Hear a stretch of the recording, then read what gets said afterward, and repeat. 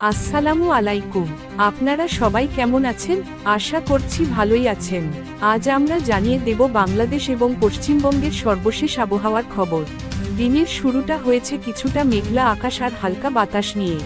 বাংলাদেশ এবং পশ্চিমবঙ্গ দুটো জায়গাতেই এখন গরমের সঙ্গে চলছে আর্দ্রতার দাপট, আর তার ফলে বাড়ছে অস্বস্তি।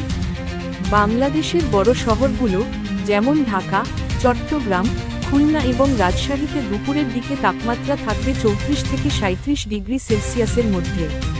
তবে সবচেয়ে বেশি ভোগাচ্ছে হিউমিডিটি, 70%-এরও বেশি, যার কারণে গরমটা আরও বেশি অনুভূত হচ্ছে। পশ্চিমবঙ্গের দিকেও একই ধরনের অবস্থা।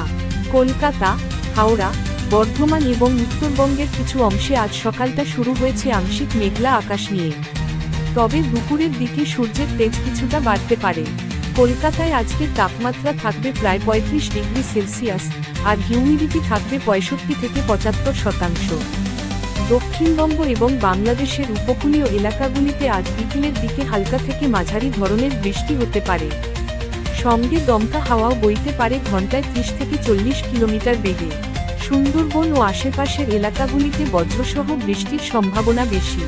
উত্তরাঞ্চলে যেমন রংপুর, কুড়িগ্রাম, দিনাজপুর এইসব এলাকায় দিনের শুরুটা ছিল পরিষ্কার আকাশ নিয়ে।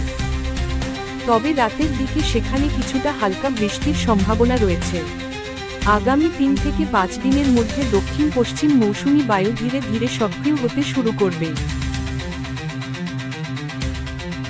এর ফলে বাংলাদেশ এবং পশ্চিমবঙ্গ উভয় অঞ্চলে বৃষ্টির প্রবণতা বাড়তে পারে, বিশেষ করে উপকূলবর্তী এলাকাগুলোতে। তাই বাইরে বের হওয়ার সময় একটা ছাতা বা রেইনকোট সঙ্গে রাখুন, আর গরমে নিজেকে হাইড্রেটেড রাখার জন্য পর্যাপ্ত পানি পান করুন। এই ছিল আজকের আবহাওয়ার আপডেট ভালো লাগলে অবশ্যই লাইক দিন, শেয়ার করুন, আর চ্যানেলটি সাবস্ক্রাইব করতে ভুলবেন না যেন পরবর্তী সব আপডেট আপনারা সবার আগে পেতে পারেন। আল্লাহ হাফেজ।